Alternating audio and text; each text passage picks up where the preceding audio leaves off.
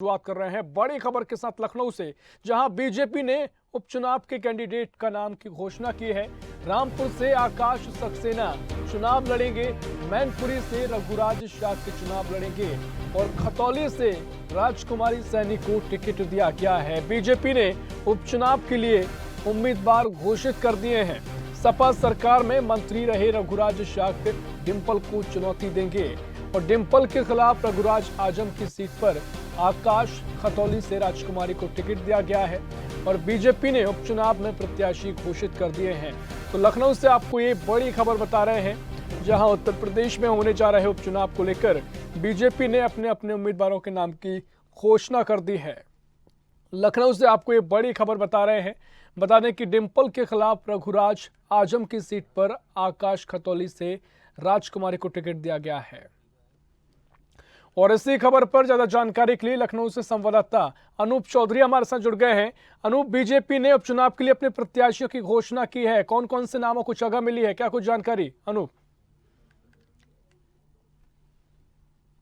जो संरक्षक थे मुलायम सिंह यादव, उनके देहांत के बाद ये सीट खाली हुई थी और समाजवादी पार्टी ने पहले ही अपना यहाँ प्रत्याशी डिंपल यादव को घोषित कर दिया। उसके बाद भारतीय जनता पार्टी ने भी आज अपने उम्मीदवारों की घोषणा कर दी है। मैनपुरी से रघुराज शाक्य डिंपल के खिलाफ होंगे, तो मुजफ्फरनगर के खतौली से राजकुमार सैनी जो है वो रहेंगे और रामपुर से आकाश सक्सेना जो है उपचुनाव में भारतीय जनता पार्टी ने उनको प्रत्याशी बनाया। आकाश सक्सेना जो है पहले भी जब विधानसभा का चुनाव हुआ था तो वो आजम खान के खिलाफ खड़े हुए थे, हालांकि उस समय वो हार गए थे और आजम खान की सदस्यता जब उनको सजा हो गई तो एक बार फिर से जब ये सीट खाली हुई तो भारतीय जनता पार्टी ने उनको बाई इलेक्शन में अपना उम्मीदवार बनाया है। इसी तरह मुजफ्फरनगर की खतौली की विधानसभा की बात करी जाए तो वहां पर भारतीय जनता पार्टी के विधायक थे विक्रम सैनी, उनको भी सजा हो गई थी 2 साल की, तो उसके बाद यहाँ पर भी बाई इलेक्शन की घोषणा की गई थी। अब चूंकि 5 दिसंबर को यहाँ पर बाई इलेक्शन होना है, तीनों, एक लोकसभा यानी मैनपुरी का लोकसभा चुनाव होना है और 2 विधानसभा, चाहे वो रामपुर हो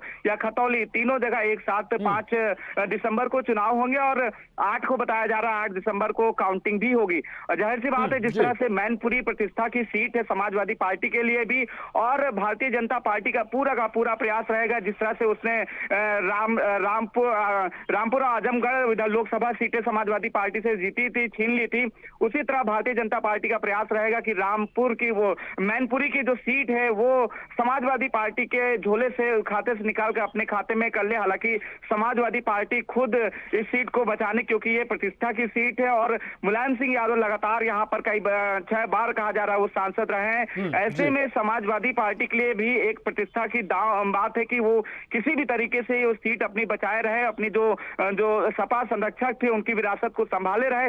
लेकिन भारतीय जनता पार्टी ने भी यहाँ पर एक मजबूत दावेदार रघुराज शाक्य के रूप में उतारा है और रघुराज शाक्य भी समाजवादी पार्टी के प्रदेश अध्यक्ष रह चुके हैं, उत्तर प्रदेश अध्यक्ष रह चुके हैं और जब ये चुनाव हो रहा था विधानसभा 2022 का तो तभी वो भारतीय जनता पार्टी में शामिल हुए थे।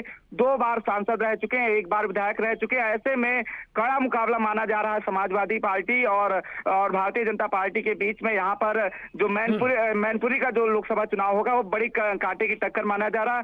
दोनों ने ये सीटों को, चाहे वो समाजवादी पार्टी हो या भारतीय जनता पार्टी, समाजवादी पार्टी का प्रयास है कि वो सीट अपनी बनाए रखे और तो भारतीय जनता का पार्टी का प्रयास है कि जिस तरह पिछले लोकसभा 2 चुनाव हुए थे, रामपुर से सीटें छीन ली थी समाजवादी पार्टी की, उसी तरह से मैनपुरी की भी सीटें छीन ले, उसका प्रयास रहेगा। और इसी कड़ी में मजबूत दावेदार को आज भारतीय जनता पार्टी ने बाई इलेक्शन में उतारा है और नामों की घोषणा कर दी है। बिल्कुल कड़ा मुकाबला रहने वाला है और लोकसभा सीट मैनपुरी पर सबकी निगाहें भी रहेंगी, क्योंकि यहां पर दोनों ही दलों पर खासतौर पर टक्कर देखी जाएगी। आप बने रहिए अनूप हमारे साथ, आगे भी आपसे जानकारी लेंगे। लखनऊ से आपको हम खबर बता रहे हैं, जहां बीजेपी ने उपचुनाव को लेकर अपने उम्मीदवारों की घोषणा कर दी है। एक लोकसभा और 2 विधानसभा सीटों के लिए उपचुनाव होने हैं, जिसके लिए बीजेपी ने अपने प्रत्याशियों की घोषणा की है।